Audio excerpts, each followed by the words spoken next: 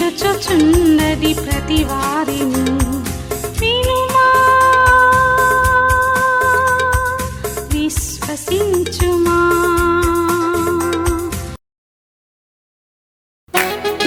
చప్పట్లు కొట్టాలి అందరూ కూడా.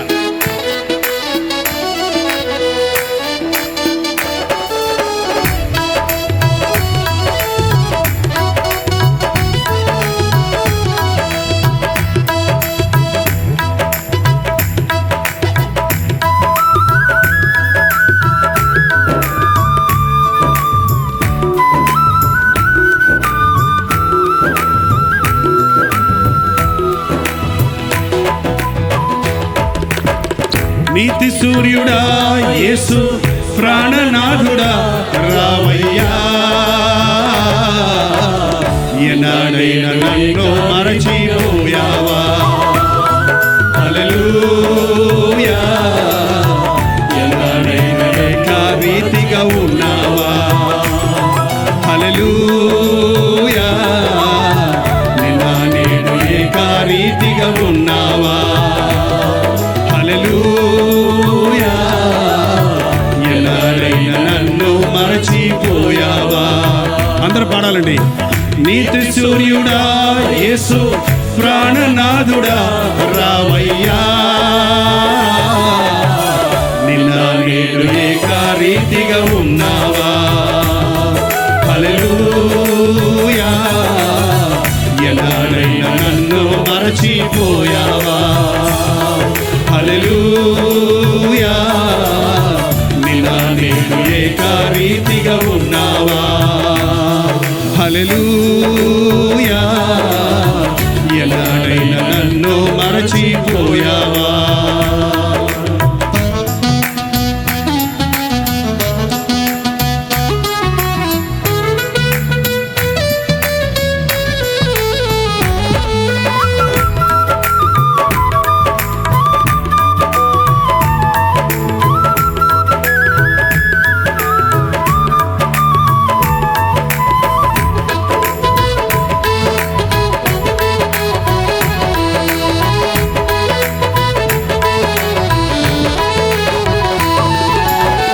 యుగ యుగములకు ప్రభువా, తరతరములకు రాజువా. యుగ యుగములకు ప్రభువా, తరతరములకు రాజువా. శరణదంచు నిన్ను వేడ కరములెత్తి నిన్ను పిలువ. శరణదంచు నిన్ను వేడ కరములెత్తి నిన్ను పిలువ. పరమ తండ్రి నన్ను చేరవచ్చావా. నిన్న నేడు ఏకరీతిగా ఉన్నావా. హల్లెలూయా, ఎలాగైనా నన్ను మరచిపోయావా. హల్లెలూయా, నిన్న నేడు ఏకరీతిగా ఉన్నావా?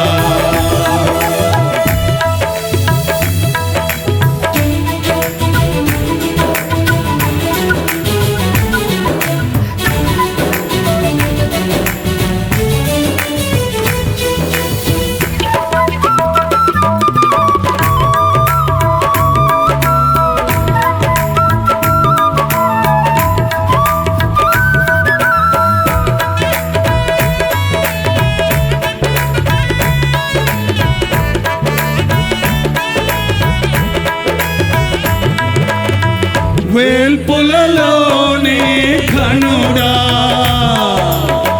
10,000లలో అతి ప్రియుడా.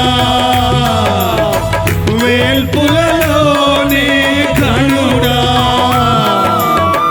10,000లలో అతి ప్రియుడా. కృపా సత్య సంపూర్ణుడా, సర్వశక్తి సంపన్నుడా. కృపా శక్తి సంపూర్ణుడా, సర్వశక్తి సంపన్నుడా. పరమ తండ్రి నన్ను చేరవచ్చావా? నిన్న నేడు ఏకరీతిగా ఉన్నావా? హల్లెలూయా. ఎన్నాడైనా నన్ను మరచిపోయావా? హల్లెలూయా. నిన్న నేడు ఏకరీతిగా ఉన్నావా? హల్లెలూయా. ఎన్నాడైనా నన్ను మరచిపోయావా? హల్లెలూయా. నిన్న నీవు ఏకరీతిగా ఉన్నావా? నీతి సూర్యుడా యేసు ప్రాణనాథుడా రావయ్యా.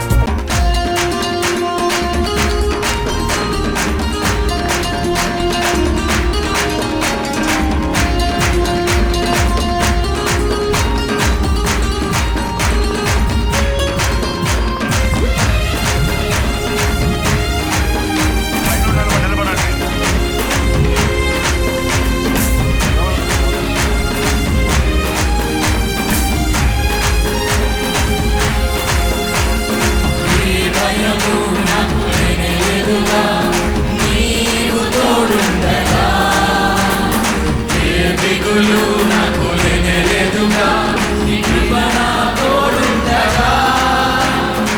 ఏ భయము నాకు లేనేలేదుగా, నీవు తోడుండగా.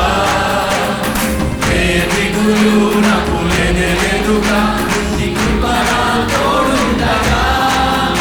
ఎంత లోతున పడిపోయినా పైకెత్తగల సర్వశక్తుడా, పడిపోయిన ప్రతి పాత్రను సరిచేయగల పరమకుమారి.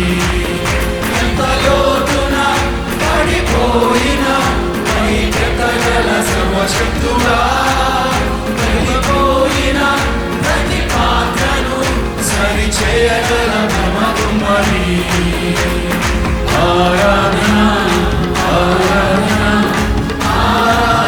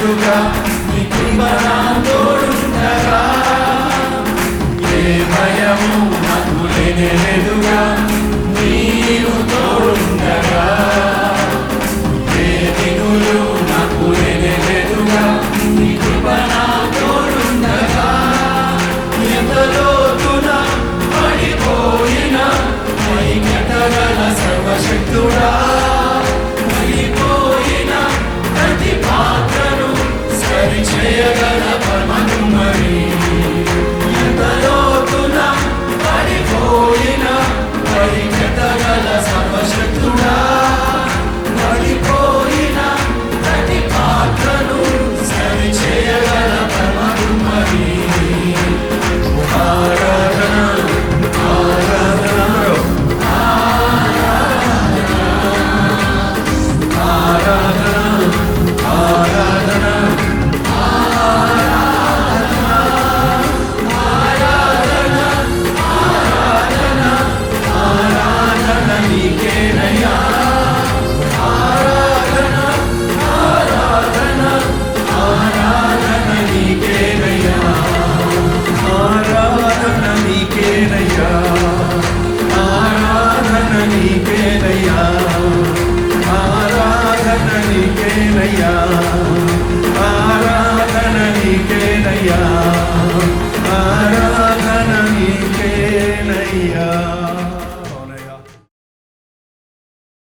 ఎంతమంది ఈ రాత్రి ఇక్కడ చెప్పగలరు నా జీవితంలో దేవుడు నాకు మేలు చేశాడు అని?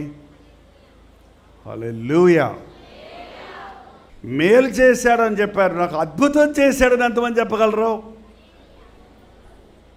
వావ్, ఏం అద్భుతాలు! ఈ రాత్రి అంతా కూర్చొని మీరు చెప్తే నేను వింటే బాగుంటుంది అనిపిస్తుంది. ఆ పేపర్ మీద రాసేయండి ఒక మాటలో. బైబిల్లో చూస్తే అసాధ్యాలు సుసాధ్యాలు చేశాడు. కష్టాలు గుండా వెళుతున్నప్పుడే అద్భుతాలు జరుగుతాయండి. ఇశ్రాయేలు జనాంగము 400 సంవత్సరాలు ఐగుప్తు దేశంలో బానిసలుగా బ్రతికారు. వాళ్ళు బానిసలుగా ఉండవలసిన అవసరమే లేదు. వారు ఆశీర్వదించబడిన జనం. మరి ఎందుకు బానిసలైపోయారు? మనందరం దేవుడు చేసిన తన ఆకారంలో తన స్వరూపంలో చేసుకున్న ప్రజలం. మనందరినీ ప్రభు ప్రేమించి మన కొరకు పరలోక రాజ్యాన్ని సిద్ధపరిచాడు. కానీ మనం ఎందుకు దేవుణ్ణి ఎరగటం లేదు, దేవుణ్ణి నమ్ముకోవటం లేదు, దేవుణ్ణి విడిచిపెట్టేశాం? ఎందుకు మనం కష్టాల్లో, బాధల్లో, వ్యాధుల్లో, కరువుల్లో, కొరతల్లో ఉంటున్నాం?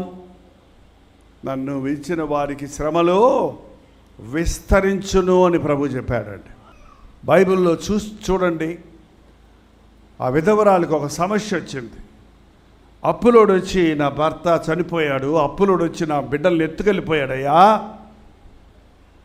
అసలే నా భర్త చచ్చిపోయాడనే బాధలో నేను ఉన్నాను, అప్పు చేసి చచ్చిపోయాను, అప్పట్ట తీలుద్దారనే బాధలో ఉన్నాను.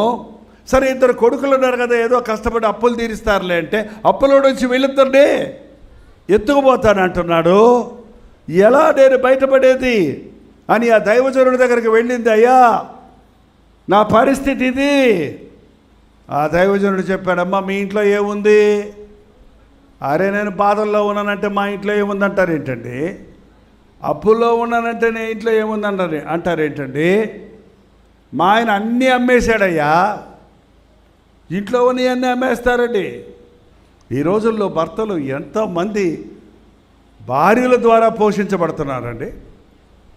నేను వింటుంటాను, చాలామంది చెప్తుంటారు, మా ఆయన సంపాదించిన సంపాదన 1 పైసా ఇంట్లో ఇవ్వడండి, నేనేదో అటు ఇటు అక్కడికి పనికి వెళ్ళి ఆ కూలి పని ఈ కూలి పని చేసి ఆ ఇంట్లో గిన్నెలు కడిగి ఈ ఇంట్లో గిన్నెలు కడిగి ఆ పొలం పనికి వెళ్ళి ఈ పొలం పనికి వెళ్ళి 4 డబ్బులు చేసుకొచ్చి 4 కూరలకు కాయగూరలు కొనుక్కొచ్చి వండుకుంటుంటే, కాయగూరలు పెడతావా, నాకు మాంసం పెట్టి అంటాడండి.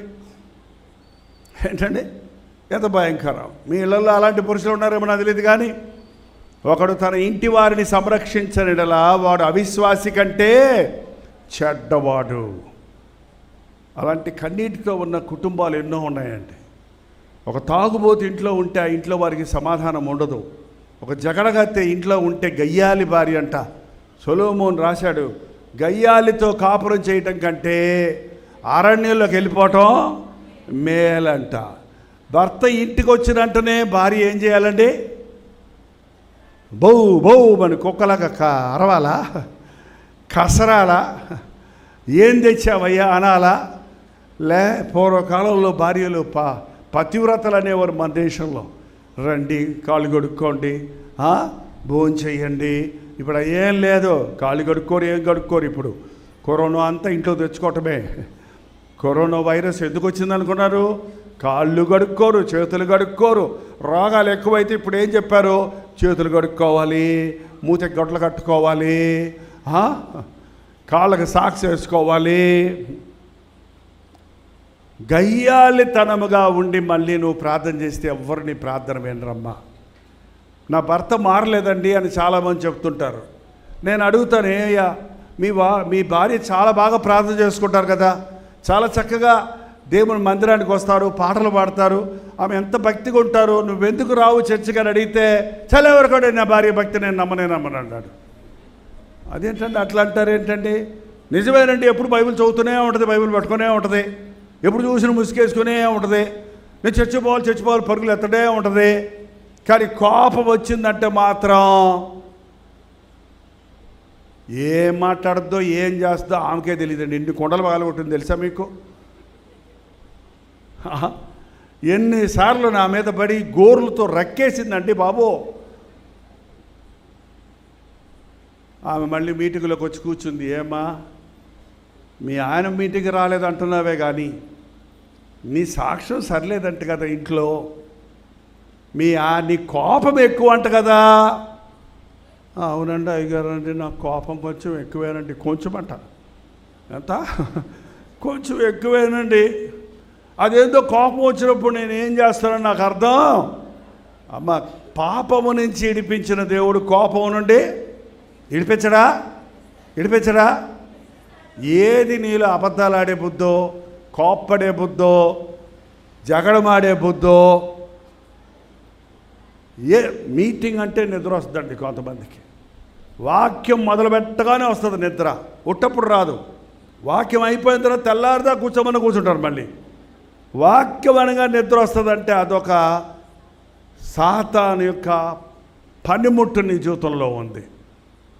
ఏదన్నా నీ జీవితంలో బలహీనత ఉంటే దాన్ని విడిపించగలిగిన వాడెవరో? ప్రార్థన చేసుకోమని కోపం నుంచి విడిపిస్తారని పాస్టర్ గారు చెబితే ఆమె 3 రోజులు ఉపవాసం ఉండి, ప్రభా ఈ కోపం నుండి నన్ను తీసేయ, నా కోపం వల్లే నా భర్త మారటం లేదు, నా కుటుంబంలో సమాధానం పోతుంది అని కన్నీటితో ప్రార్థన చేసుకుందట. ఒకరోజు ఆయన భర్త ఇంట్లోకి వచ్చాడు, ఏదో ఊరెళ్ళి వచ్చాడట. ఆమెకి ఇష్టమైన ఒక గాజు ఫ్లవర్ వాజ్ అంటారు చూడండి, పువ్వులు పెడతారు కదా, ఆ టేబుల్ మీద ఎక్కడి నుంచో కొనుక్కొచ్చుకొని పెట్టుకుందంట ఆమె. ఈయన అడావిడిలో సంచి టనేటప్పటికి అది చెయ్యి తగిలి కింద పడి పళ్ళును పగిలిపోయింది. ఇంకా ఈయనకి పై ప్రాణం పైనే పోయింది. ఆమె ఎక్కడ లేని ఎక్కడి నుంచో కొనుక్కొచ్చుకొని రోజు తుడుచుకొని పెట్టుకుంటుంది. ఆమెకి ఎంత ఇష్టమైంది పగిలిపోయింది. వాళ్ళ నన్ను రక్కుద్దో, తిట్టుద్దో, ఇంట్లో నుంచి తోసేస్తుందో, ఏమేస్తుందో, ఏం చేస్తుందో బాబోరా అని భయపడిపోయి నిలబడి ఉంటే ఆ 3 రోజులు ప్రార్థన చేసుకున్న తర్వాత కదా ఆమె కోపం ఏమైపోయింది. ఆమె వచ్చిందంట. ఏంటండి నిలబడి ఉన్నారు, రండి, కాఫీ తాగుతారా, టిఫిన్ చేస్తారా, కాళ్ళు కడుక్కుంటారా, భోజనం పెట్టమంటారా అంటే ఆయన ఇంకా అట్లా చూస్తున్నాడంట. ఏంటండి అలా చూస్తారేంటండి, ఏమైందండి? ఇది పగిలిపోయిందా? పోతే పోయిందండి, మీకంటే ఎక్కువ అది, మళ్ళీ కొడుకుందాంలేండి అంటే ఇంకా అట్ అయిపోయాడట. ఆయన చెయ్యబట్టి ఇలా ఊపి ఏమైందండి అని అడిగితే, నువ్వేనా? నేనేనండి. మరి నీ కోపం యేసయ్యా తీసేశాడండి.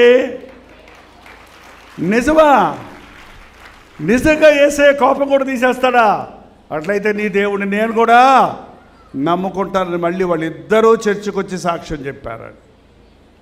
మన జీవితాల్లో ఇతరులు మారలేదు అంటున్నాం, కానీ వారు మారకపోవటానికి కారణం అనేక సార్లు మనమే అయి ఉంటామండి. మనం పూర్తిగా మారకపోవడానికి కారణం నీలో ఉన్న ఒక చిన్న తప్పును, ఒక పొరపాటును, ఒక బలహీనతను, అది నాకు దేవుడు పెట్టిన ముళ్ళులే. ఏమంటారు కొంతమంది బైబిల్ బాగా చదివే వాళ్ళకి భలే భలే అర్థాలు వస్తాయండి. పౌలు అన్నాడు, దేవుడు నా శరీరంలో ఒక ముళ్ళు పెట్టాడు, అది తీసేయమని నేను ముమ్మారు ప్రార్థించాను, కానీ ప్రభు నా కృప నీకు చాలునన్నాడు అన్న వాక్యాన్ని చదువుకొని, ఎందుకయ్యా నీకు అదంటే అది దేవుడు పెట్టిన ముళ్ళేనండి అంటున్నాడు. నువ్వు అంతా బాగుంటావు, మీటింగ్కి వస్తావు, సిగరెట్ తాగుతావంటే ఏంటి, సినిమాకి వెళ్తావంటే ఏంటి, నీకు ఇంకొక సెటప్ ఉందంటే ఏంటి, ఎవరో పరస్త్రీతో సంబంధం ఉందంటే ఏంటి, అదేనండి నా ముళ్ళు అన్నాడంట ఒక ఆయన. ఏంటంటే ముళ్ళు ఏంటి? పాపముతో దేవుడు ఎవరిని ఎప్పుడూ శోధించడు. నీకున్న పాపమును ఒప్పుకుంటే దాని నుంచి నిన్ను విడిపిస్తాడండి. చాలామంది జీవితాల్లో ప్రభువుకు ప్రార్థన చేస్తూనే ఉంటారు, భక్తిగా ఉన్నాం అంటూనే ఉంటారు, కానీ వారి జీవితాల్లో ఉన్న బలహీనతల నుండి విడిపించబడరు. పాపము నుండి రక్షించాను, బాప్తిసం పొందానన్న మనిషి, ప్రతి వ్యక్తి తనలో ఇది నా చేత కాలేదు, దీంట్లో నుంచి నేను బయటపడలేకపోతున్నాను, ఇది నేను మానలేకపోతున్నాను అనేది ఏది మన జీవితంలో ఉండకూడదు. నీలో ఉన్న బలహీనతను దేవుడు నీ బలముగా చేయటానికి ఆశ కలిగిన వాడుగా ఉన్నాడు. నీ ఇంట్లో ఏముంది, నీ దగ్గర ఏముంది? కుండలో కొంచెం నూనె ఉందయ్యా, పో ఇరుగు పొరుగు వారి దగ్గర పాత్రలు ఎదుగు తీసుకొని ఆ కుండలో నూనె అన్ని పాత్రల్లో పొయ్యి. ఇదేంటండి మీరు ఎట్లా చెప్తారు? ఉన్నదే కొంచెం అంటే అన్ని పాత్రలు ఎలా పోయాలి అని అడిగిందా? అడగలేదు. నమ్ముట నీ వల్ల అయితే నమ్మువారికి, మనకు విశ్వాసం లేని మూలన అద్భుతాలు జరగవండి. విశ్వసించువాడు కలవరపడడు. ఈ రాత్రి ఎవరి జీవితంలో ఒక అద్భుతం చేయాలని ఆశిస్తున్నాడో కానీ, మీరు ఆల్రెడీ అద్భుతాలు చేశారన్నారు, అవి ఏం అద్భుతాలో నాకు తెలియదు, కానీ చాలా చిన్న చిన్న విషయాలు అద్భుతాలుగా చెప్తారండి. కాకినాడలో మీటింగ్ జరుగుతుంటే ఒక అబ్బాయి వచ్చి, నేను సాక్ష్యం చెప్పాలండి, పెద్ద సాక్ష్యం అండి, చాలా అద్భుతమైన సాక్ష్యం అన్నాడండి. ఇప్పుడు కాదయ్యా అంటే అర్జెంటుగా చెప్పాలండి, చెప్పేదాకా నేను నిద్ర పట్టదని ఏడుచేస్తున్నాడు పోయి. పోనీ చెప్పయ్యా అన్నానండి. మరేమోనండి, నాకేమోనండి, ఆ కాకినాడలో కాళ్ళ అండీలు ఎక్కువ ఉంటాయి కదండి, అందుకే నాకు కూడా కొన్ని అండీలు వస్తుంటాయి. నేను కొంతకాలం అక్కడ ఉన్నాను, నేను అక్కడ పుట్టి పెరగలేదు కానీ అక్కడ కొంతకాలం పెరిగా. ఏంటంటే ఫోన్లే అండి అంటే మంచిది, ఏరా పోరా అంటే కొంచెం కష్టం. మరేమోనండి, నాకేమోనండి, మరేమోనండి, చెప్పయ్యా బాబు తొందరగా. అదేనండి నాకేమోనండి, మరేమోనండి, భయమండి, భలే భయమండి, భలే భయమండి, నాకండి భలే భయమండి, దాన్ని చూస్తే భలే భయమండి. చెప్పయ్యా, దేన్ని చూస్తే భయమో చెప్పయ్యా, పులి, ఎలుగుబంట, ఏదో చెప్పయ్యా.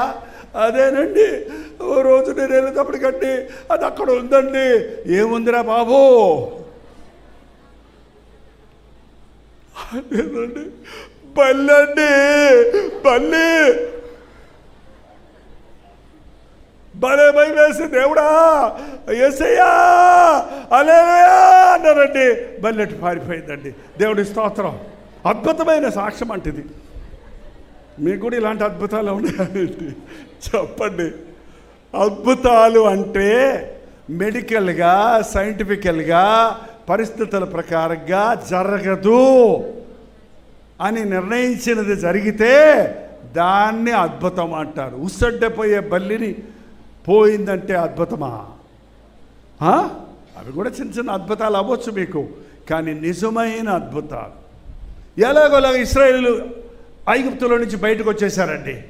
బతుకురా జీవుడా అని 400 సంవత్సరాలు బానిసలుగా ఉన్నవారు సంతోషంతో మూటా ముల్లే కట్టుకొని ఇక స్వేచ్ఛగా బ్రతుకుతామని బయటకు వచ్చేసి అక్కడ కొంచెం ఇలా మైదానం కనబడేటప్పటికి అక్కడ కాసేపు ఆగి కొంచెం వంటలు చేసుకుందాం, కొంచెం విశ్రాంతి తీసుకుందాం అని అక్కడ ఆగి బాగా పొయ్యిలు పెట్టుకొని మూడు రాళ్ళు పెట్టి పొయ్యిలు పెట్టేవాళ్ళు. ఎప్పుడు పెడితే అక్కడ కూడా గ్యాస్ తీసుకెళ్లేవాళ్ళు కాదు, ఏమా పొల్ల పిడకాతో వంట వండటం వచ్చా, మర్చిపోయారా?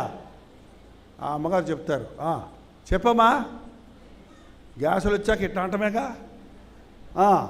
డబ్బులు కట్టొద్దు, ఊరకిస్తారని సిలిండర్లు నెలకు ఎంత కడుతున్నారమ్మా? అయ్యయ్యో, పొయ్యి మీద దానికంటే పొయ్యి కింద దానికి ఎక్కువైపోతున్నాయి డబ్బులన్నీ. చక్కగా కూర్చొని కాఫీలు కాసుకొని టీలు కాసుకొని తాగుతుంటే అక్కడ చూసేటప్పటికి ఒకడు చూసేటప్పటికి అక్కడ ఫరో సైన్యం గుర్రాలు రథాలు వేసుకొని డొగడొక వస్తుంటే ఎవరో బాయ్ ఫరో అన్నాడట. బాయ్ ఫరో. అంతవరకు ఎంత గొప్ప దేవుడు అనేవాళ్ళు ఏమన్నారు? ఇప్పుడు శత్రువును చూసి భయపడిపోతున్నారు. అంతలోకి గోల చేసి, మోసే ఎందుకు రా తెచ్చావు మమ్మల్ని ఇక్కడికి? మేము అక్కడే చచ్చిపోతాం కదా, అక్కడ సమాధులు లేవా? మమ్మల్ని ఎందుకు ఇక్కడ దిక్కుమాల సాగు చంపడానికి తీసుకొచ్చావా?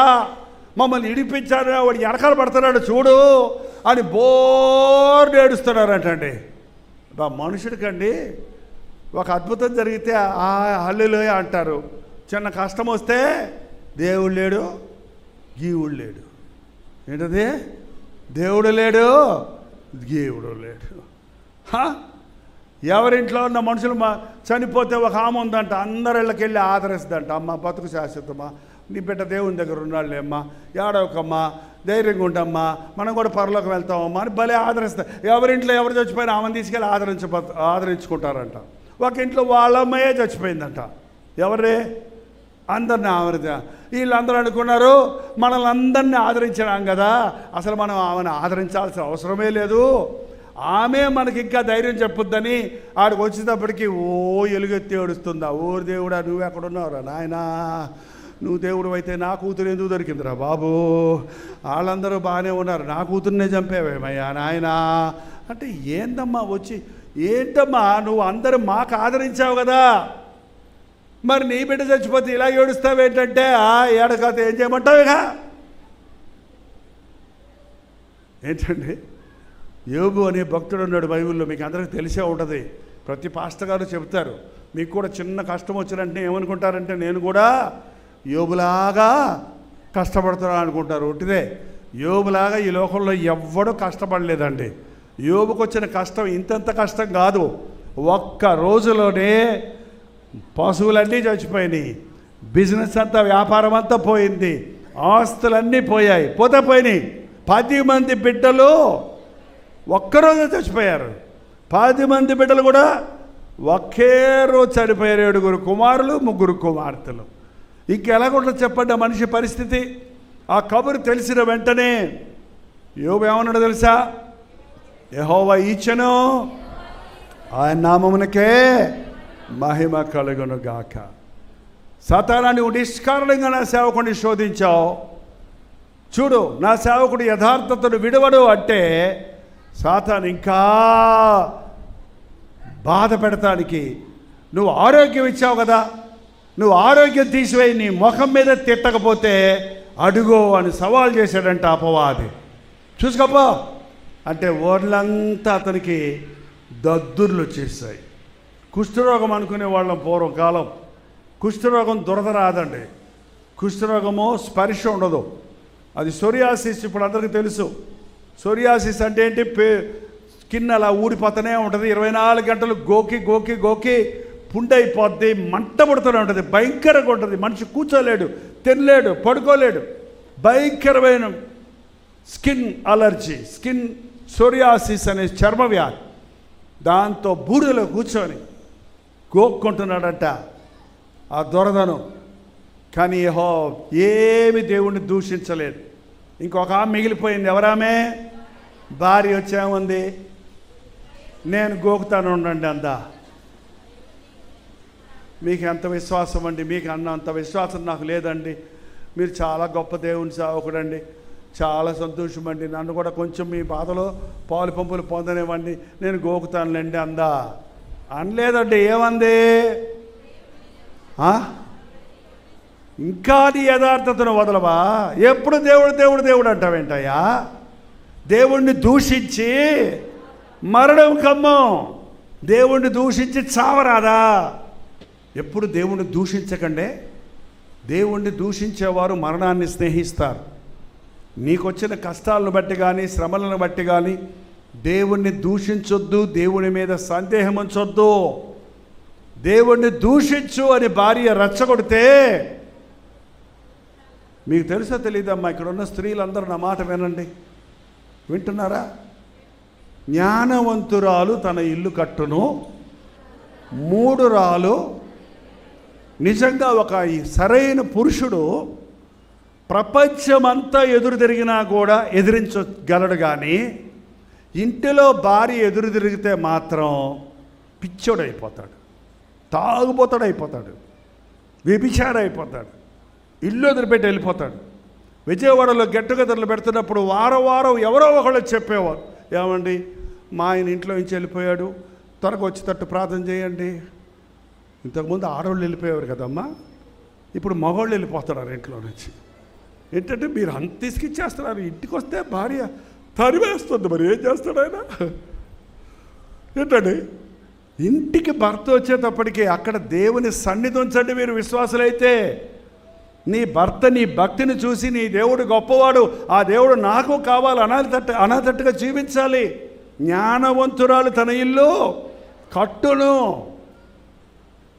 యోబు భార్య అన్నీ అనుభవించి అంత సంతోషించిన ఆమె కష్టం వచ్చినప్పుడు తట్టుకోలేకపోయింది, భర్త బాధను చూడలేకపోయింది.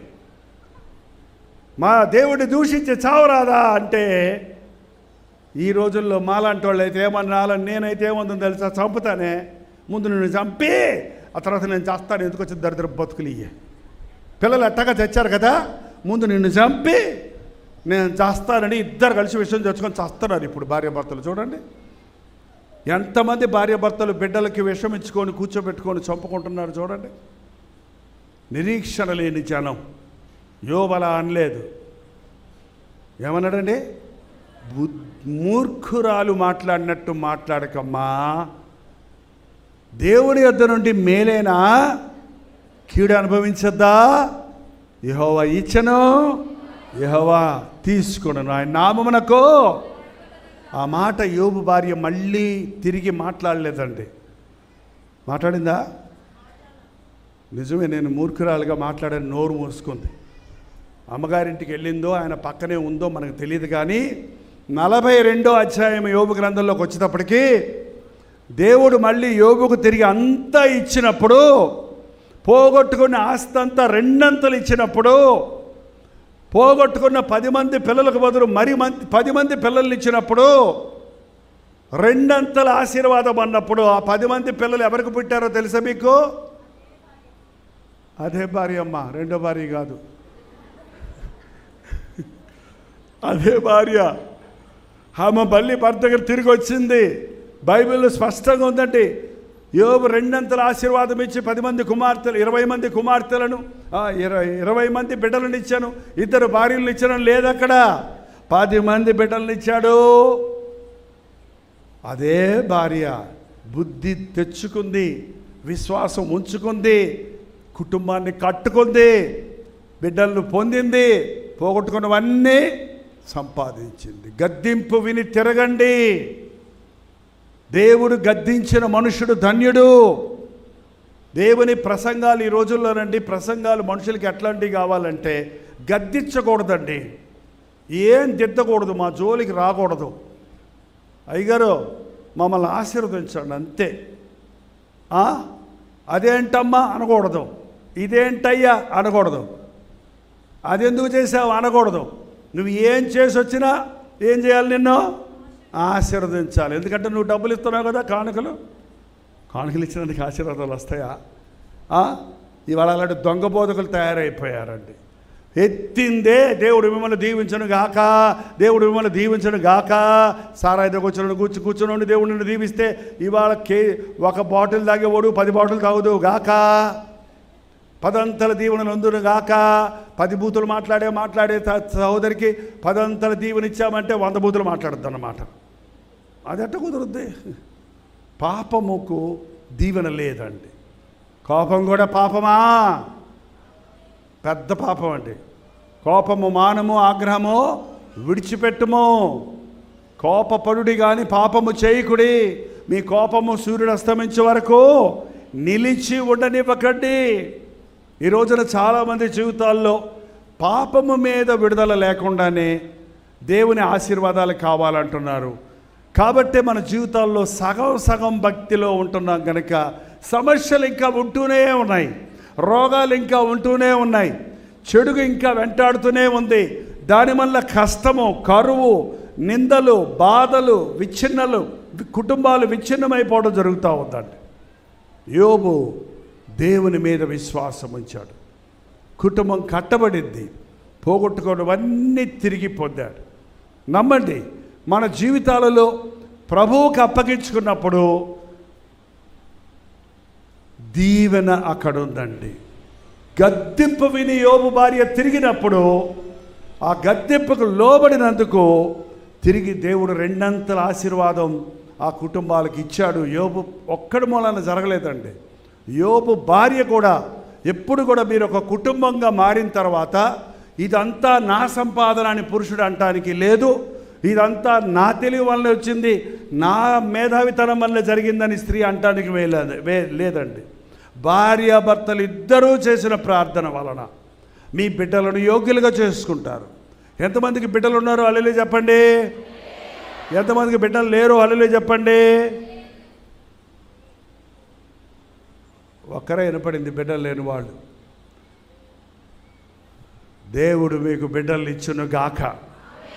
నాకు అసాధ్యమైంది ఏది లేదని చెప్పిన ప్రభు అద్భుతాలు జరిగించును గాక. కొన్నిసార్లు దేవుడు శారీర సంబంధమైన బిడ్డలు మనకి ఇవ్వకపోయినా ఆ కొరత లేకుండా తీర్చడం అనేది నేను చూశానండి. అమెరికాలో సంఘస్థులు భార్యాభర్తలు ఇద్దరు ఉన్నారు. వారు అమెరికా వెళ్ళారు. అస్తమానం అందరు అడిగేది ఇదే, పిల్లలు లేరా, పిల్లలు లేరా, పిల్లలు లేరా. ఈ బాధ పడలేక వాళ్ళు ఇతర దేశాలకు వెళ్ళిపోయి అక్కడ ఉద్యోగాలు చేస్తున్నారు. ఎందుకంటే అక్కడ ఎవరు అడగరు, ఎవడ గొడవ ఆడితే అది. పక్కింటి వాళ్ళ పిల్లలు లేకపోతే నీకెందుకు అంత బాధ, నీ పిల్లలు నువ్వు సరిగ్గా చూసుకుంటూ చాలతో. కానీ ఏంటో మరి అదొక విడ్డూరం.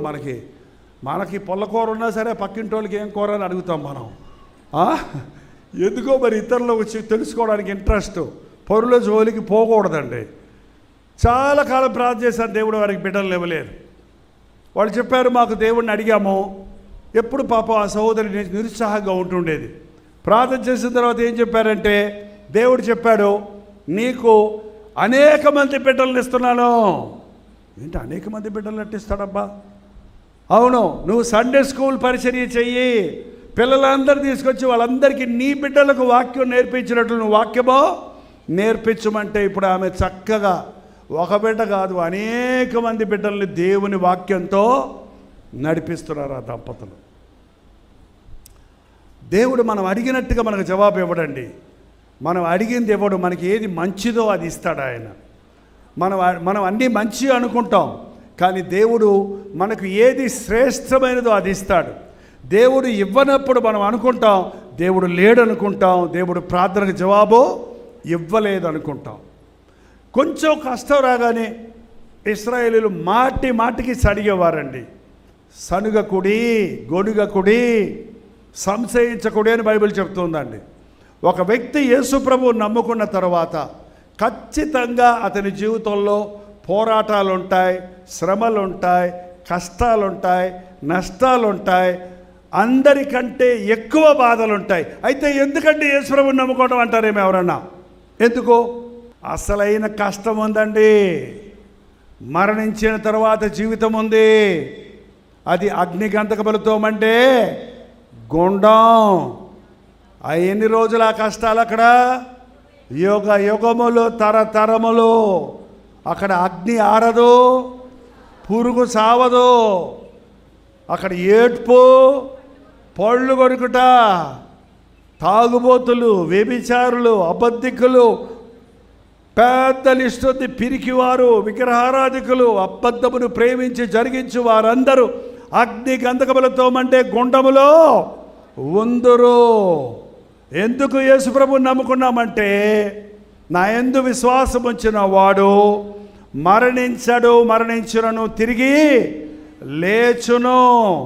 దేవుని యందు విశ్వాసం ఉంచిన వారు నా రాజ్యాన్ని స్వతంత్రించుకుంటారు. ప్రభువుని యేసుక్రీస్తు రక్తంలో కడగబడినప్పుడు, మన పాపములు ఒప్పుకొని విడిచిపెట్టినప్పుడు మనం పరలోకంలో జీవిస్తాం. ఎంతకాలం? యుగ యుగాలు. అక్కడ ఆకలి లేదు, దాహము లేదు, కన్నీరు లేదు, దుఃఖము లేదు, ఏడ్పు లేదు, అక్కడ చీకటి లేదు, వృద్ధాప్యం లేదు, మరణం లేదు, రోగం లేదు. ఆ రాజ్యంలో యుగ యుగాలు ఉండటానికి యేసుప్రభుని నమ్ముకుంటున్నాం. ఈ లోకంలో ఉన్నప్పుడు కొన్ని శ్రమలున్నా, కష్టాలు వచ్చినా, నష్టాలు వచ్చినా దేవుడు మనకు తోడున్నాడు. ఇదిగో నేను మీకు తోడై ఉంటాను. ఇమానువేల్ అంటే అర్థం ఏంటి? దేవుడు మనకు తోడు. మీకు జ్వరం వచ్చినప్పుడు హాస్పిటల్లో అడ్మిట్ అయ్యారనుకోండి, జబ్బు చేసి, మీ అమ్మగారు ఎక్కడ కూర్చుంటారండి? మీ దగ్గరే కూర్చుంటారు. తినిపిస్తారు, తాపిస్తారు, నడిపిస్తారు, మీకు చాకరీ చేస్తారు. మీ జ్వరం తగ్గిపోయింది అనుకోండి, అమ్మ తాపించు, తినిపించు, జోకొట్టు, ఎద్దులాగా ఉన్నావు లేదా ఏంటండి అన్నా? మన కష్టాలు వచ్చినప్పుడు, శ్రమలు వచ్చినప్పుడు యేసుప్రభు ఎక్కడ ఉంటాడు? తల్లి కంటే మించిన ప్రేమించే ప్రభు ఆయన. నువ్వు కష్టంలో ఉన్నప్పుడు ఆయన ఎక్కడున్నాడో తెలుసా? నీ పక్కనే ఉన్నాడు అండి. నువ్వు సమస్యలో ఉన్నప్పుడు ఆయన ఎక్కడున్నాడో తెలుసా? నీ వెనక తట్టే ఉండి నిన్ను ఆదరిస్తూనే ఉన్నాడు. దీన్ని గమనిస్తాం లేదండి. చాలాసార్లు మనం మర్చిపోతున్నాం.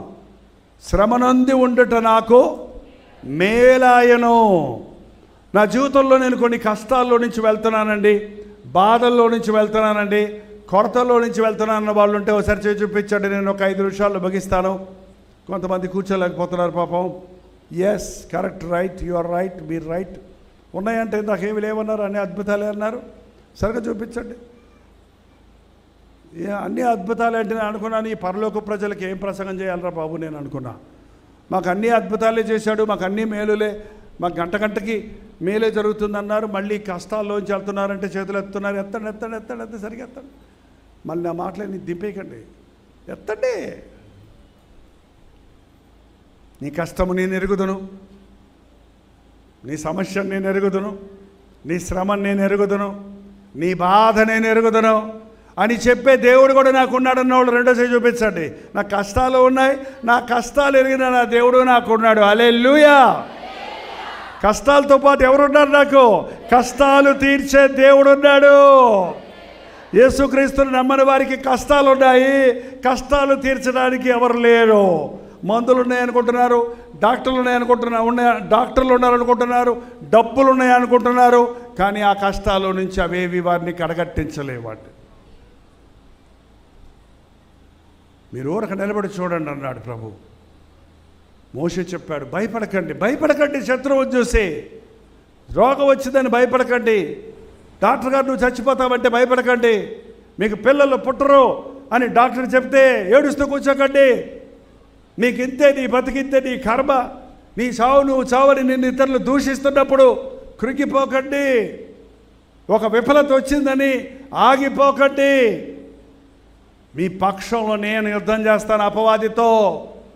అపవాది నిన్ను బెదిరిస్తున్నాడు, అపవాది నిన్ను తరుగుతున్నాడు, అపవాది నిన్ను వెనక్కి లాగడానికి చూస్తున్నాడు. నీ శ్రమలలో నువ్వు కృంగిపోయేటట్టు చేస్తే, నీ శ్రమ దినమునందు నీవు కృంగిన ఎడల నువ్వు చేతగాని దానివి అయిపోతావు, చేతగాని వాడివి అయిపోతావు. చేతగాని వాడివి అయిపోకుండా ఉండడానికి ప్రభు అంటున్నాడు, నేను చూసుకుంటాను నీ శ్రమల సంగతి, నేను చూసుకుంటాను నీ శత్రువు సంగతి. మీరు ఓరక నిలబడి చూడండి. మోషే ఇంకా ఏంటయ్యా నువ్వు ఆలోచిస్తున్నావు? నీ చేతిలో ఉన్న కర్ర ఎత్తు. ఎదురుకుండా ఏముందంటండి? ఎర్ర సముద్రం ఉంది. సముద్రము వెనకాల ఫరో సైన్యము, ముందు సముద్రము. ముందుకు పోలేక వెనక్కి పోలేక ఏడుస్తూ కూర్చున్న వారికి దేవుడు చెప్పిన మాట ఏంటంటే, నీ చెయ్యెత్తి నాకు మొర్రపెట్టు, నీ చెయ్యెత్తి సముద్రం వైపు నీ కర్ర చాపు. చాపినప్పుడు ఏం జరిగిందో తెలుసండి? సముద్రము 2 పాయలుగా, ఈ పక్క గోడలాగా నీళ్లు రాశిలాగా నిలబడ్డాయట. ఈ పక్క గోడ రాశిలాగా నిలబడ్డాయి. 100 feet రోడ్డు అంటే విశాలమైన పెద్ద సన్న దారి కాదు, ఓ పెద్ద ఇంత పెద్ద రోడ్డు లాగా ఈ పక్క ఆ పక్క సముద్రం దారి ఇచ్చేసింది. ఇంచుమించు 20 లక్షల మంది జనాంగం రాత్రికి రాత్రే ఈ గట్టు నుండి ఆ గట్టుకి ఆరిన నేలను నడిచి వెళ్ళిపోయారంట. దేవుడు చేసే అద్భుతాలంటే అలా ఉంటాయి. అది ఎవ్వరికీ అది ఊహించలేము. అసలు ఎలా సాధ్యమంటే దానికి జవాబు దొరకదు. అసాధ్యాలను దేవుడు సుసాధ్యాలుగా చేస్తాడు. ఫరో సైన్యం అనుకున్నారు, అబ్బా భలే తెరుచుకుందిలే, మనం కూడా వెళ్దాం, పద వాళ్ళని వెంటాడదామని వీళ్ళు అవతల ఒడ్డుకు చేరగానే ఫరో సైన్యం కూడా సముద్రంలో 2 పాయలైన దారిలో నడవడానికి ప్రయత్నించారు. మోసే నీ చెయ్యి దింపనగానే దేవుడు చెయ్యి దింపగానే ఏమైంది? మళ్ళీ సముద్రం, వీళ్ళు రథాలు మొత్తం పరిగెత్తుతున్న సముద్రంలో నట్టేట్లో మునిగిపోయారు.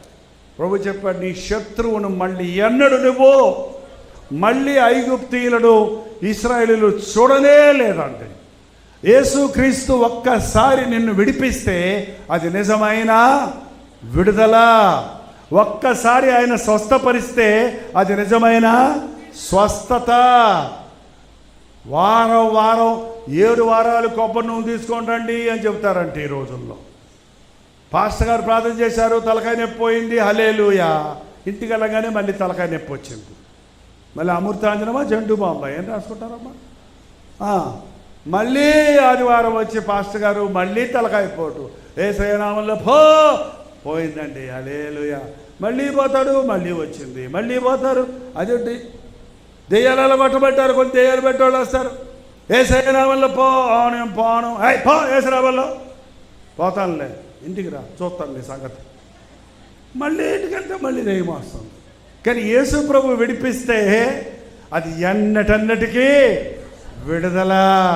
ఒక్కసారి స్వస్థపరిస్తే నీ తలకాయ నొప్పి మళ్ళీ నీకు జన్మలో రాదు. నీ క్యాన్సర్ నుండి ప్రభు నిన్ను స్వస్థపరిస్తే మళ్ళీ నీ క్యాన్సర్ రాదు. నీ కిడ్నీ ప్రాబ్లమ్ని దేవుడు స్వస్థపరిస్తే మళ్ళీ ఆ సమస్య రాదు. నీ గుండె జబ్బు కోసం యేసయ్య స్వస్థపరిస్తే మళ్ళీ నీకు ఆ జబ్బే రాదు. అది యేసయ్య చేసే అద్భుతం. అలా అద్భుతాలు జరుగుతున్నాయని మీకు తెలుసా? అలాంటి అద్భుతాలతో స్వస్థతలతో దేవుని సాక్షులుగా విశ్వాసులుగా జీవిస్తున్న వారు ఈ రోజుల్లో ఎందరో ఉన్నారని మీకు తెలుసా? తెలుసుకోండి. దేవుడు విడిపిస్తే నీ శత్రువును మళ్ళీ ఎప్పుడు నువ్వు చూడవు. నీ కొరతలు తీర్చేవాడు ఆయన, నీ కొదువులు తీర్చేవాడు ఆయన, నీ సమస్యలను పరిష్కరించేవాడు ఆయన, నీ సంకటాలను కుదిర్చేవాడు ఆయన. నాకు నిజమైన దేవుడు కావాలి, శాశ్వతమైన విడుదల కావాలి, పరిపూర్ణమైన సమాధానం కావాలన్నవారు యేసుక్రీస్తు యందు పూర్ణంగా విశ్వాసం ఉంచండి. ఒక్కసారి విడిపించిన దేవుడు మరొకసారి ఒక కష్టం వస్తే కూడా విడిపిస్తాడండి. దావీదు అంటే నాకు చాలా ఇష్టం. మీకు కష్టమా ఇష్టమా? దావీదు అనగానే కొంతమందికి ఒకటే గుర్తొస్తుందంట. ఏంటి గుర్తొస్తుంది తెలుసా? వాళ్ళకి పాపం చేశాడు కదా అంటారు. తెల్ల కాగితం ఒకటి పెట్టి ఒక నల్ల చుక్క పెట్టి ఇందులో ఏముంది అని అడిగితే ఏమంటారు? ఇంత తెల్లగా ఉందని చెప్పరు, ఆ చిన్న మచ్చ మాత్రం చెబుతారు. అందుకే జాగ్రత్త, మనం మచ్చల బతుకులు బతకూడదు. దావీదు పొరపాటు చేశాడు, ఖచ్చితంగా నిజమే, తప్పే, చాలా తప్పు. కానీ పశ్చాత్తాపడ్డాడు, ఒప్పుకున్నాడు, ప్రభు అతన్ని క్షమించాడు. కానీ అతనిలో ఉన్న సుగుణం ఏంటంటే తప్పు వెంటనే ఒప్పుకునేవాడు, వెంటనే పశ్చాత్తాపడేవాడు, వెంటనే తను దిద్దుకునేవాడు. దేవుణ్ణి ఎక్కువ ప్రేమించాడు, దేవుని మందిరాన్ని ప్రేమించాడు, దేవుని సన్నిధిని ప్రేమించాడు. దేవుడు చేసిన మేలులన్నీ ఎప్పుడు ఏం చేశాడు? ఆయన జ్ఞాపకం ఉంచుకున్నాడు. నా ప్రాణమా యెహోవాను సన్నుతించుము, ఆయన చేసిన ఉపకారములలో దేనిని మరువకము. చిన్నప్పటి నుంచి నేర్చుకున్నాడు అది. ఆ గొల్లియాతు వచ్చి అరుస్తున్నాడు అక్కడ, డే ఎవడొస్తాడు రండ్రా, నన్ను ఓడించండి రా, మేమందరం మీకు బానిసలు అవుతాం, మీరు ఓడిపోతే మీరందరూ మాకు బానిసలు అవ్వండి.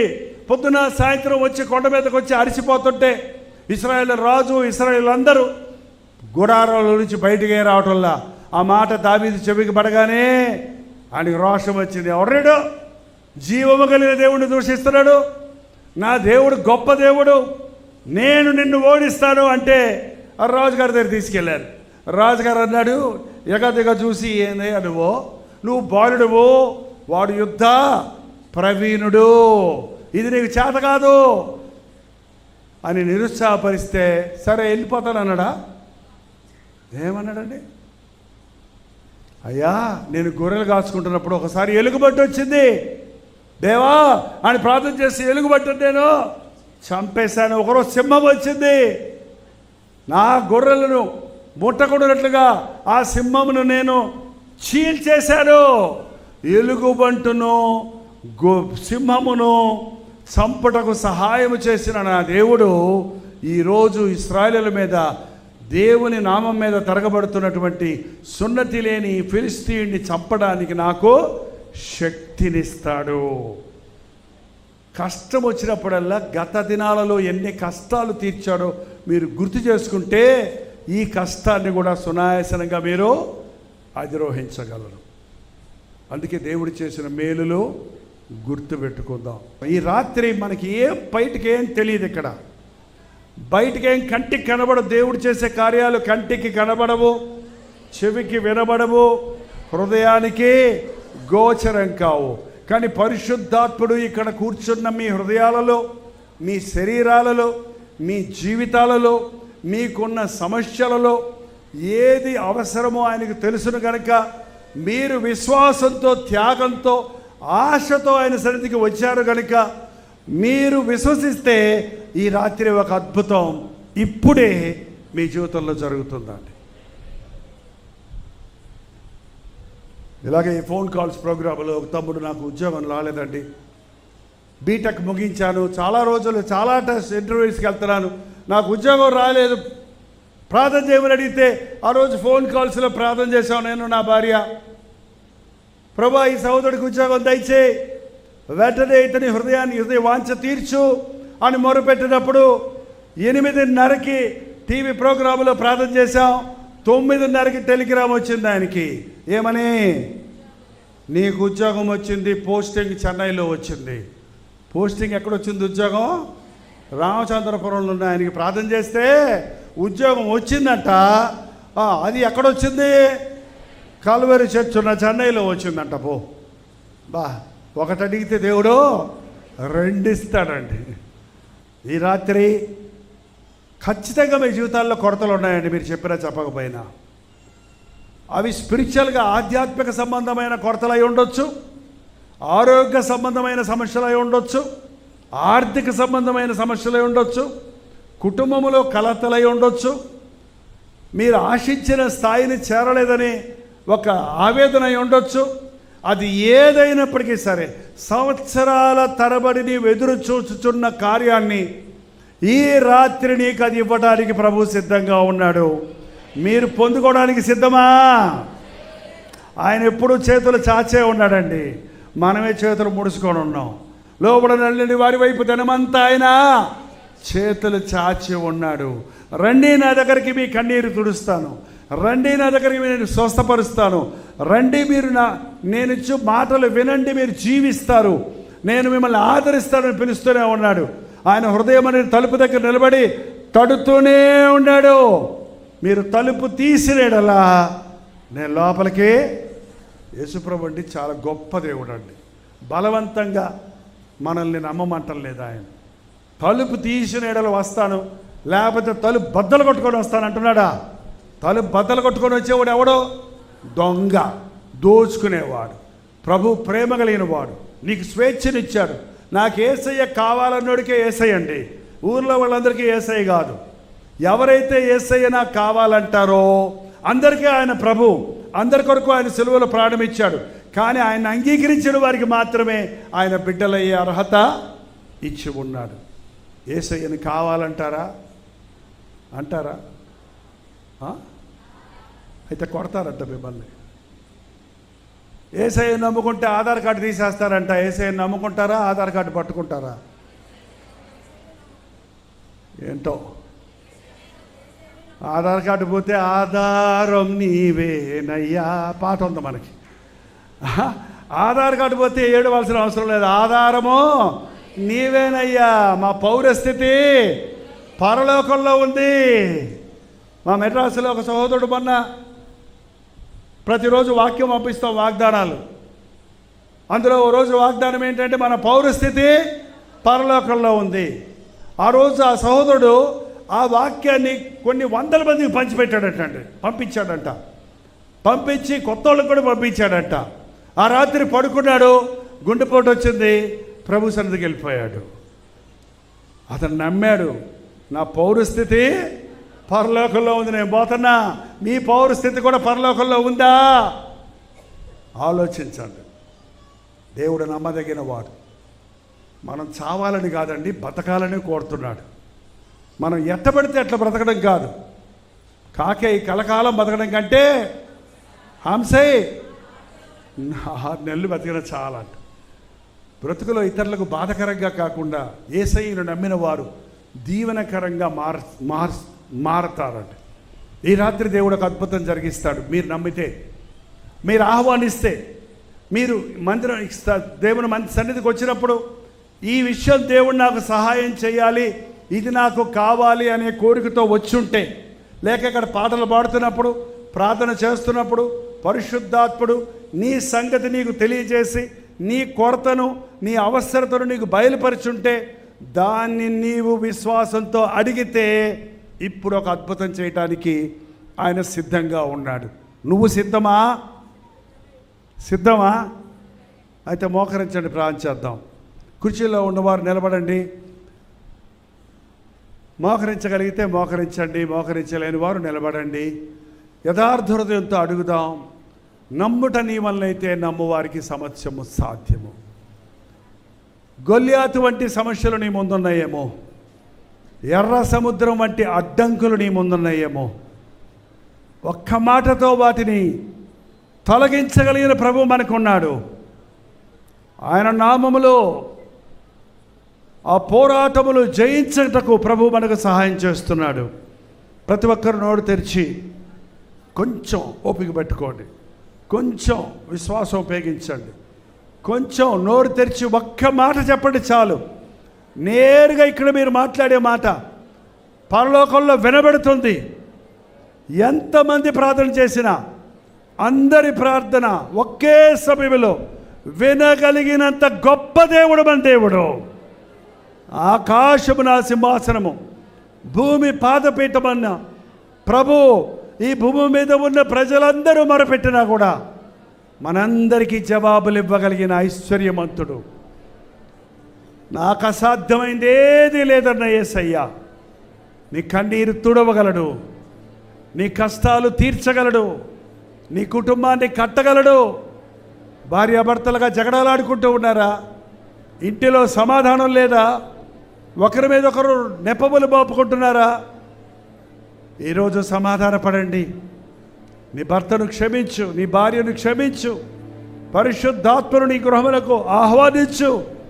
నీ ఇల్లు పరలోకంగా మారుతుంది, నీ బిడ్డలు యోగ్యులవుతారు. ఇంటిలో కష్టాలు ఉన్నాయా? ఇంటిలో వ్యాధులు ఉన్నాయా? సంపాదనంతా మందులకే ఖర్చు పెడుతున్నావా? ఆయన పొందిన దెబ్బల ద్వారా స్వస్థత ఉన్నది. నిన్ను స్వస్థపరిచే యెహోవాను నేనే అన్న ప్రభు. నువ్వు ఇక్కడ కూర్చొని ఉండగానే నీ శరీరంలో నడినెత్తి నుండి అరికాలు వరకున్న ప్రతి రోగాన్ని ముట్టగలడు, స్వస్థపరచగలడు నీ విశ్వసిస్తే. అది బీపీ అయినా, అది షుగర్ అయినా, అది థైరాయిడ్ సమస్య అయినా, అది గర్భంలో ఫైబ్రాయిడ్స్ అయినా, అది కిడ్నీ ప్రాబ్లం అయినా, అది లివర్ ప్రాబ్లం అయినా, అది గుండె జబ్బు అయినా, అది స్కిన్ డిసీజ్ అయినా, నాకు అసాధ్యమైంది ఏది లేదన్న ప్రభు నిన్ను స్వస్థపరచడానికి సిద్ధంగా ఉన్నాడు. నన్ను ముట్టయ్యా, పూర్ణమైన స్వస్థత దయచేయి. పోయి వస్తున్నాయి నా రోగాలయ్యా, మళ్ళీ వస్తున్నాయి నా కష్టాలయ్యా. ఒక్కసారి నాకు విడుదల దయచేయ్యా. నాకు తోడుండు నాయన, నువ్వు నాకుంటే చాలేసయ్యా. నేను బ్రతికిపోతానయ్యా, నా కొరతలు తీరిపోతాయ్యా, నా కష్టాలను అధిరోహిస్తానయ్యా. నా శత్రువుకు నేను భయపడనయ్యా. యుద్ధం యెహోవాదే. పోరాడే ప్రభు మనకున్నాడు మన పక్షంలో. మన ఊరక నిలుచుండి చూడటమే, విశ్వాసంతో ప్రభువుకు మొరపెట్టడమే. నాకు మొరపెట్టు, నేను ఉత్తరం ఇస్తానన్నాడు. అడగండి, అడగండి, దేవుణ్ణి అడగండి. కష్టాల్లో ఉన్నామయ్యా, ఇబ్బందుల్లో ఉన్నామయ్యా, సమాధానం లేకుండా ఉన్నామయ్యా. త్రాగుడుకు బానిసలైన వారు మా ఇంట్లో ఉన్నారయ్యా. దురభ్యాసాలకు గురైన యవనస్తులు ఉన్నారయ్యా. మా బిడ్డలు చదువుకోవటం లేదయ్యా. మా బిడ్డలు తిరగబడుతున్నారయ్యా. మా బిడ్డలు పట్టణాలకు పరిగెత్తారయ్యా.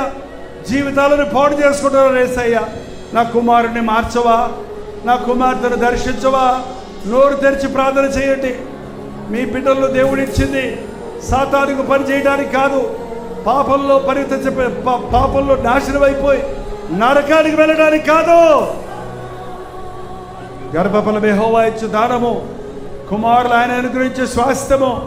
నీ బిడ్డల్ని ప్రభువుకి అప్పగించుకో. ప్రతి ఒక్కరు నోరు తెరిచి ప్రార్థన చేద్దాం.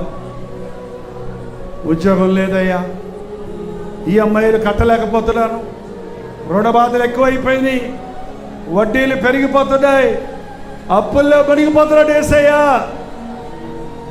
నాకు సహాయం చేయయ్యా. అవిశ్వాసంతో అప్పులు చేసుకున్నాను, అనవసరమైన కష్టాలు తెచ్చుకున్నాను, నన్ను క్షమించయ్యా, నా కష్టార్జితాన్ని దీవించయ్యా. నోరు తెరిచి ప్రార్థన చేయండి. నీ రుణాలు తీర్చగలిగిన వాడు ఆయన, నీ కష్టాలు కడదేర్చగలిగిన వాడు ఆయన, నీ కన్నీరు తొడవగలిగిన వాడు ప్రభు అయిన యేసుక్రీస్తు మన మధ్య సంచరిస్తున్నాడు. ఈ రాత్రి నిన్ను ఓదార్చాలని, నిన్ను స్వస్థపరచాలని, నిన్ను ఆదరించాలని, నిన్ను ప్రయోజకుడుగా చేయాలని, నిన్ను కుటుంబం కట్టుకునే స్త్రీగా మార్చాలని పరిశుద్ధాత్ముడు మన మధ్య సంచరిస్తున్నాడు. దేవా, నాకు జ్ఞానం దయచేయ్యా. జ్ఞానం కొదవకుంటే అడగమన్నారు. ప్రభా, మా బిడ్డలకు జ్ఞానం దయచేయి, జ్ఞాపక శక్తి దయచేయి.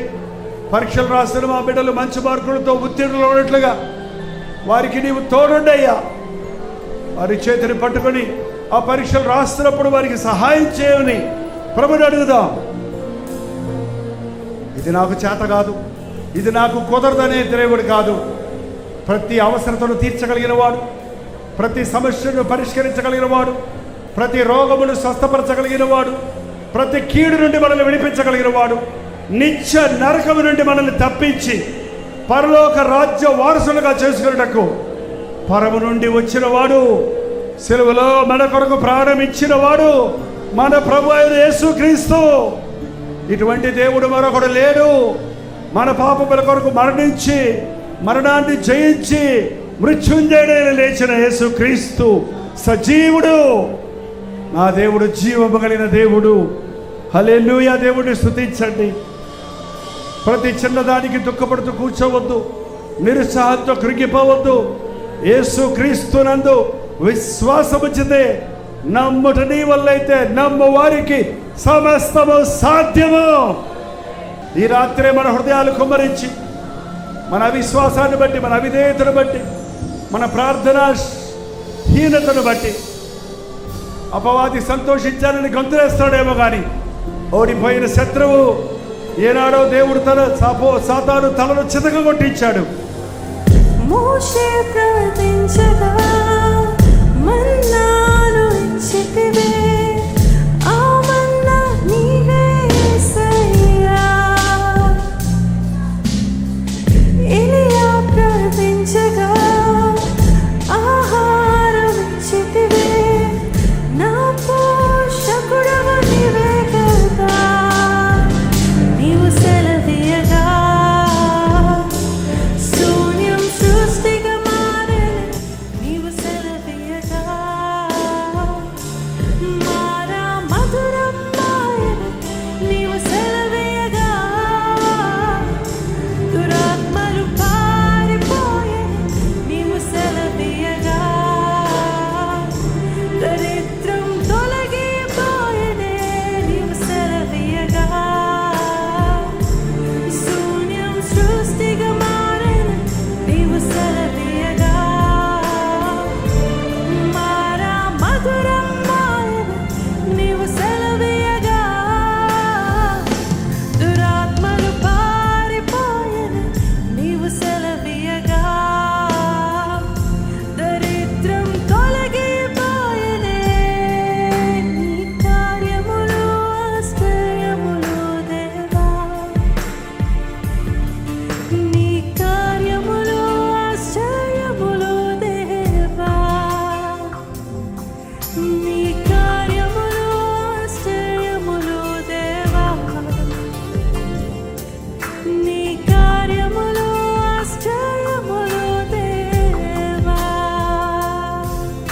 ఆశ్చర్య కార్యాలు చేసేదేవా, నా జీవితంలో ఒక అద్భుతం జరిగించయ్యా.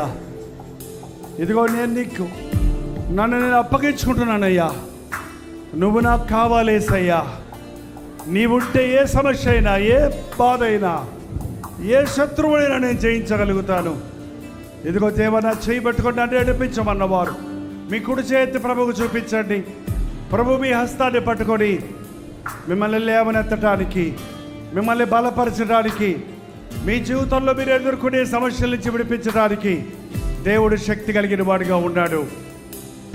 ప్రతి ఒక్కరూ మీ చేతులు ఎత్తిన వారు నోరు తెరిచి దేవుడితో చెప్పండి, దేవా ఇదిగో నా జీవితాన్ని నీకు అప్పగిస్తున్నానయ్యా. పరిశుద్ధుడా, ప్రేమగల తండ్రి, ఒక్కసారి మా వైపు చూడయ్యా. ఈ పామర్రు మీటగల కొరకు ఎంతగానో నీ సన్నిధిలో ప్రార్థించున్నాం.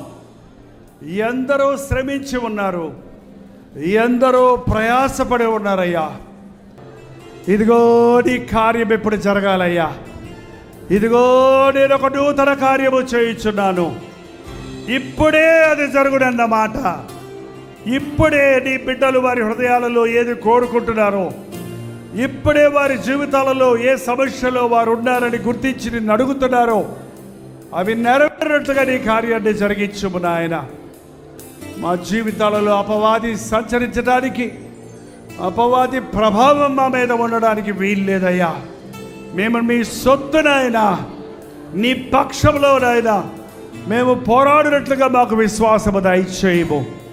ఎవరెవరు చేతులెత్తి ఇది నా సమస్య, ఇది నా బాధ, ఇది నాకు కావాలని విశ్వాసముతో నీ సన్నిధిలో విన్నవించుకుంటున్నారో అది ఇప్పుడే వారి జీవితంలో ప్రారంభమవునట్లు బ్రతుకంతా వారు నీ సాక్షులుగా సాక్ష్యమిచ్చుచు ఈరోజు ఒక మరపురాని రోజుగా వారి జీవితాలలో స్థిరపడినట్లు సహాయము చేయము. ఆటంకపరచు ఆత్మలను, మోసపరచు ఆత్మలను, కలవరపరచు ఆత్మలను, వాయుమండల అధిపతులను, దురాత్మల సమూహములను నజరేయుడైన యేసుక్రీస్తు నామములో పారద్రోలుచున్నాము నాయన. అనేక ఆత్మలు రక్షించబడుటకు సహాయం చేయి తండ్రి. పాప బంధకములలో ఉన్న వారికి విడుదల దయచేయము నాయన. త్రాగుబోతలు మారాలయ్యా. వ్యభిచారులు పరిశుద్ధపరచబడాలయ్యా. గురిలేని యవ్వనస్తులు గురి కనుగొనాలయ్యా. మూర్ఖురాండ్రుగా ఉన్న స్త్రీలు జ్ఞానవంతులై కుటుంబాలు కట్టుకోవాలయ్యా.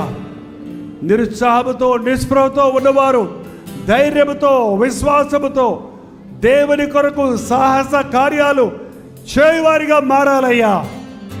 లేఖనాలలో మేము ఏమి చదువుతున్నామో అది మా మధ్య నెరవేరడమని ఈ పామర్రు మీటింగుల్లో మేము సాక్ష్యం ఇచ్చినట్లుగా ఇక చాలునైనా అపవాది కార్యాలు ఈ రాత్రితో వాటిని బంధిస్తున్నామయ్యా.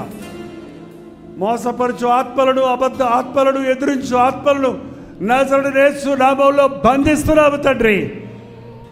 విడుదల కలుగు చేసే పరిశుద్ధాత్మను ఆహ్వానించుచున్నామయ్యా. మా మధ్యకు రానాయన, ఆత్మకార్యాలు జరిగించుము నాయన.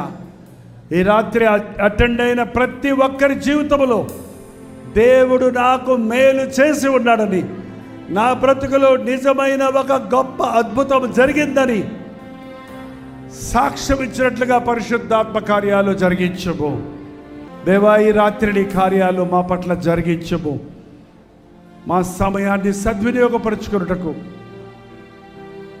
గత రోజుల్లో జరిగిన కార్యాలన్నీ తలంచి నిన్ను స్తుతించుటే కాక జరగబో వాటి కొరకు నీ యందు విశ్వాసం ఉంచుటకు మా ముందున్న 2 రోజుల్లో ముమ్మరమైన పరిశుద్ధాత్మ కార్యములు ఒక్కొక్కరి జీవితములో, ఒక్కొక్క విభాగములో, ఒక్కొక్క విషయములో కొరతలన్నీ తీర్చబడిన వారిగా, కొదువులన్నీ తీర్చబడిన వారిగా, రోగములంటి నుండి స్వస్థత పొందిన వారిగా, అన్నిటికంటే ముఖ్యముగా మారు మనసు లేనివారు, రక్షణ లేనివారు, పాప బంధకములలో ఉన్నవారు విడిపించబడి రక్షించబడినట్లుగా అనేకుల పేర్లు నీ జీవ గ్రంథములో రాయబడినట్లుగా నీ రాకడ కొరకు మేము సిద్ధపడినట్లుగా పరిశుద్ధాత్మ కార్యములు జరిగించుమని యేసుక్రీస్తు నామములో అడుగుచున్నాను తండ్రి. ఆమేన్. మన తండ్రి అయిన దేవుని యొక్క ప్రేమయు, కుమారుడైన క్రీస్తు యొక్క కృపయు, ఆదరణకర్త అయిన పరిశుద్ధాత్మ యొక్క సహవాసమును కూడి వచ్చిన మనందరికీ ఇప్పుడును సదాకాలం తోడై ఉండును గాక. ఆమేన్, ఆమేన్, ఆమేన్. కల్వరి దర్శనం ప్రేమకు నిదర్శనం దైవ ప్రేమకు నిదర్శనం. తెలుగు, తమిళ, హిందీ, మలయాళం, బెంగాలీ, ఒరియా అనే 6 భాషల్లో టెలివిజన్ ప్రోగ్రామ్స్ కొనసాగుతూనే ఉన్నాయి. భారభరితమైన పరిచయంలో మీరు సహకరించాలని ఆశిస్తే, ప్రభు మిమ్మల్ని ప్రేరేపిస్తే మీ విరాళాలు, కానుకలు డాక్టర్ జై పాల్ ఫౌండేషన్స్ అనే ట్రస్ట్ నెంబర్కి మీరు పంపించవచ్చు. అవి నేరుగా టీవీ ఛానల్స్కి వెళ్తాయి. అందులో ఏది మేము మా సొంత ఖర్చుల కొరకు ముట్టుకోవటం లేదు, వేరే పరిచయ కొరకు ముట్టుకోవటం లేదు. టెలివిజన్ పరిచయలో ఇంకా సువార్త వినని వారికి అది అందించాలని ఆశతో ఒక 20 సంవత్సరాలుగా కొనసాగుతున్న పరిచయం కొరకు ప్రార్థించండి, మీ సహకారాన్ని అందించండి. ఈ విషయం మీకు ఇంకా వివరాలు కావాలంటే 89393939 అనే నెంబర్కి మార్నింగ్ 10 నుంచి ఈవినింగ్ 10 లోపల మీరు ఫోన్ చేయండి, వివరాలు మీకు తెలియజేస్తాం.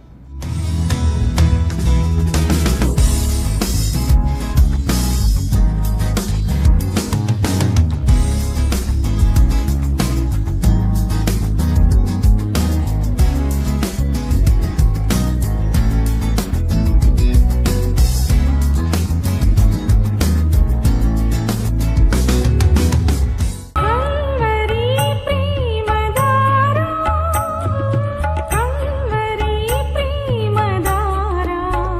కల్వరి ప్రేమధార అనే మా ద్విమాస పత్రికను ఈ మధ్య త్రైమాస పత్రిక అంటే 3 నెలలకి ఒక్కసారి మాత్రమే ప్రింట్ చేయగలుగుతున్నాం. మరి గత 40 సంవత్సరాల పైబడి కొనసాగుతున్న ఈ పత్రికను ఆపు చేయటం ఇష్టం లేక దీన్ని త్రైమాస పత్రికగా మార్చున్నాం. మీరు కల్వరి ప్రేమధార పత్రికను చదువుతున్నారా? ఒక ఉచిత పత్రిక కావాలంటే ఇవాళే మీ పేరు, చిరునామా, అడ్రస్తో పాటు ఇంటి నెంబర్తో పాటు క్లియర్గా పంపించండి. తప్పకుండా ఒక ఉచిత పత్రికను మీకు పంపిస్తాం.